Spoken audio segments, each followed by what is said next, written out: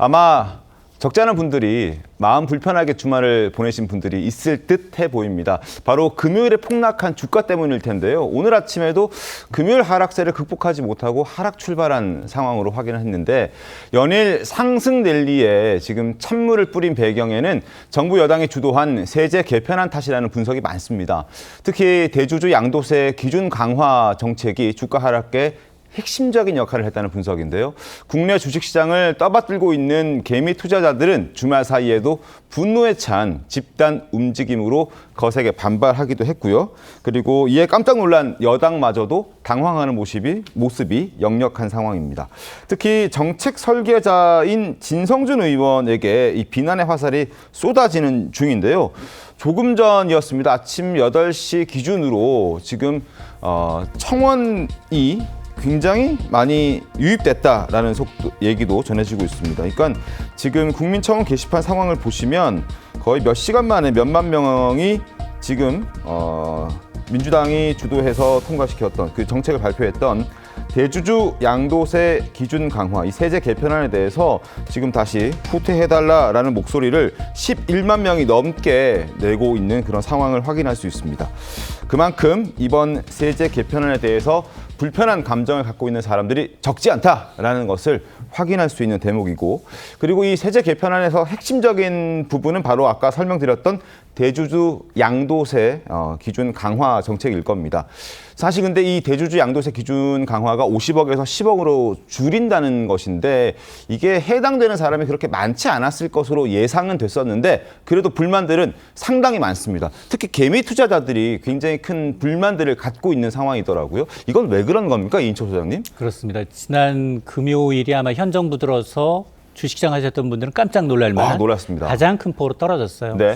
국내 증시가 상대적으로 변동성이 적은데 코스피가 3.9%, 4% 가까이 빠졌는데 넉 달 만에 가장 큰 폭으로 빠졌습니다. 네. 물론 뭐 증세라는 측면도 물론 있습니다만 이제 사실은 관세가 이제 합의가 되다 보니 업종별 득실을 따져보게 되고요. 네. 여기에다가 환율까지 불안한 이 세계 악재가 동시다발적으로 이제 나왔기 때문에 그런데 특히 이제 이 증세 문제, 지금 현 정부는 부동산에 쏠린 유동성을 주식으로 부인하겠다. 코스피 5천 시대를 열겠다라고 공언을 했는데 정부의 세법 개정안의 내용을 들여다보면 주식시장 오히려 이제 더 가라가 아니라 굉장히 증세 쪽으로 좀 포커스가 몰려져 있다는 거예요. 네. 일단 거래세, 증권 거래세 인상합니다. 네. 여기다가 대주주 요건 강화해요. 네. 한 종목당 기존에는 50억 원 이상 대주주만 양도세를 부과했는데 10억 원까지 낮추겠다라는 겁니다. 네. 여기다가 이제 배당소득에서 분리과세하겠다라고 했는데 이것도 당초 알려졌던 것보다도 상당히 좀 기준에 미달하니까 실망 매물이 좀 쏟아져서 외국인들이 무려 6천억 원 넘게 팔았습니다. 자, 그러다 보니까 아마 오늘도 주식시장 이제 하락세로 이제 출발을 하고 있는 상황인데요. 네. 물론 뭐 미증시가 워낙 좋지 않은 것도 있습니다만 지금 개인 투자자들 별로 이득을 못 봤어요. 그런데 이렇게 되니까 상당히 좀 불만이 고조되고 있는 겁니다.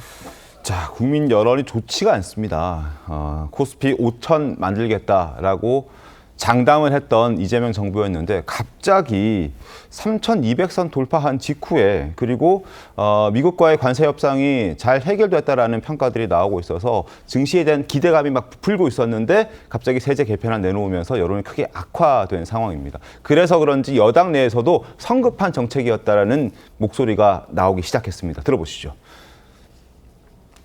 우리나라의 세제 개편안이 지금 주주들 입장에서 상당히 불만이거든요. 관세 협상 잘 해놓고 주가로 수치로 보여줘야 되는 거잖아요. 시장에서. 네. 그런 면에서는 상당히 안타깝게 생각합니다. 주식 양도세를 50억에서 10억으로 내리는 거에 대해서는 앞으로 추가 논의를 통해서 조정 가능하다. 사실 세제 개편안이 발표되기 전부터도 이런 목소리들, 우려의 목소리들이 있었고 거기에 대해서도 민주당에서도 잘 살펴보겠다라는 얘기를 했던 터라서 설마 50억에서 10억으로 대주주의 어떤 그 기준을 완화할 것인가라는 부분에 있어서 그래도 아니겠지라는 생각도 했었는데 완전 일종의 뒤통수를 맞았다고 해야 될까요? 어쨌든 50억에서 10억으로 낮추는 세제 개편안이 발표가 됐습니다. 왜 그랬을까요? 정우상 논설위원께서는 어떻게 좀 평가하십니까? 예, 이번 그 개미들의 저항의 핵심은 기대가 너무 컸기 때문에 네. 실망도 컸다. 뭐 이렇게 한마디로 정리할 수 있을 것 같아요. 네.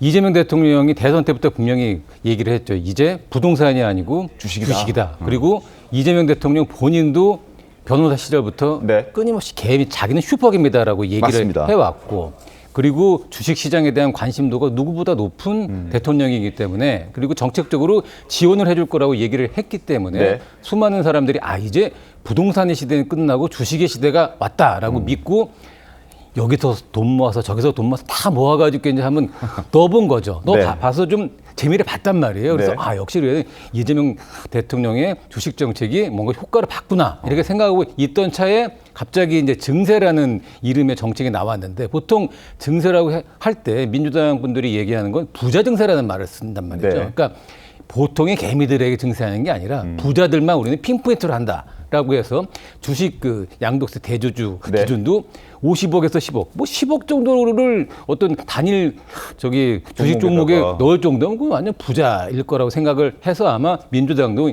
여러 가지 주식 관련된 증세를 계획했을 땐 이건 부자 증세이기 때문에 일반 서민들, 개미들과는 상관없다라는 판단을 하고 아마 냈을 겁니다. 네.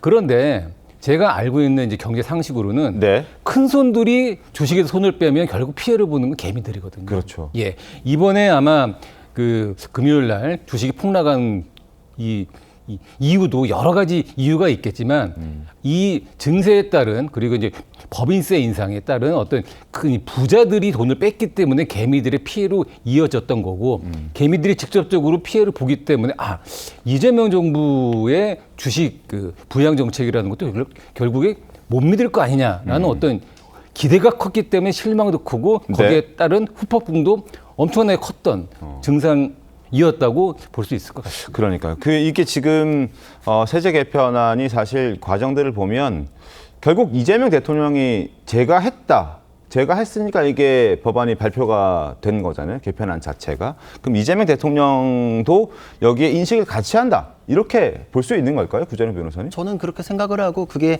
시장의 대부분의 인식이라고 생각을 합니다. 네. 그러니까 결국은 방향이 이렇게 정해졌으니까 하겠지, 그렇게 발표가 났으니까 법안으로 다 되겠지라는 게 시장의 선반영이 지금 되고 있다. 네. 결국은 우리나라는 주식 투자할 곳이 아니다라는 거에 대해서 강한 메시지가 돼버렸다, 이런 생각이 들어요.